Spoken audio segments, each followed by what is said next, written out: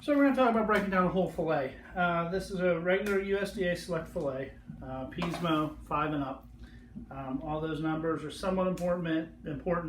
Pismo just means peeled, side muscle on, side muscle here. You'll see that in a moment. I don't worry about marbling too much with fillets because they're all kind of the same. Going into butchering it, start from the underneath. This is where it lies up against the ribs. Take it out, and what you're looking for is 3 main places to separate it as it comes out.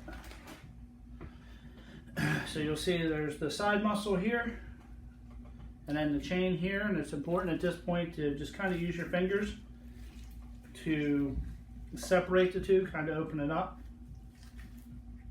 Using a boning knife to do this. The cutting board I wish was a little bit bigger. So as I run my fingers on the side, you'll see how easy that kind of opens up. That goes into my scrap pile.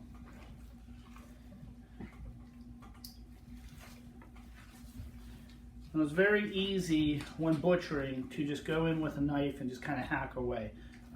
What you really want to do is look for the natural seams in the meat.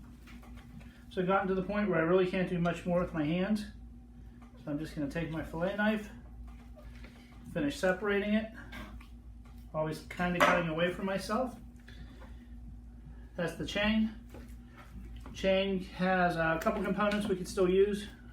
This part right here for beef tips, and this down here for grind. This heavy piece on the back side is silver skin. That's not really good for anything. So that goes over there.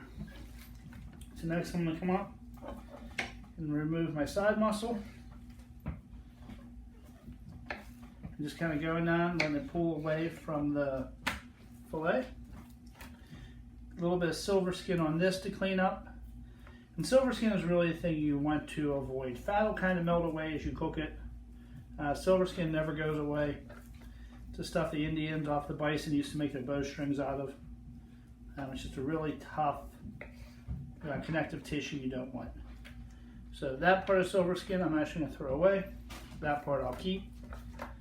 And this right here could actually be used as one little roast. This is what I'll be cooking here today whenever I cook. It's a little bit smaller than 16 ounces, but not much.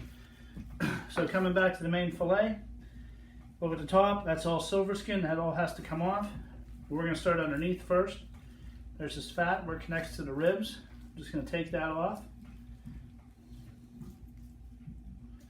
And this is really where a lot of the waste from the fillet and what people use to really drive the cost of it up. So I'd recommend anybody getting a couple fillets, become comfortable with butchering them. You'll save a lot of money over a butcher really taking off more than you need. Other thing is a lot of that stuff on the other side, if you're cooking it, can kind of be left on. It's fat. If you're cooking it above medium, it's going to melt away. It won't hurt it.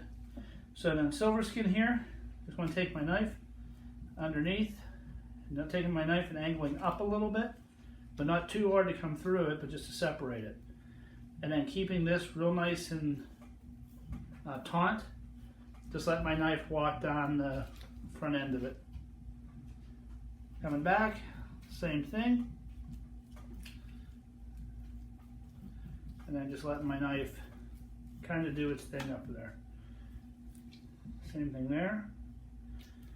Want to lose as little meat here because this is really your, sorry my hand's blocking, really your go-to. That's the center cut fillet. When you get that terminology, really is from this part of the fillet. You know, your end cuts will become your smaller pieces, but your center cut barrel roast will be what you want. That's your prime kind of money maker kind of thing.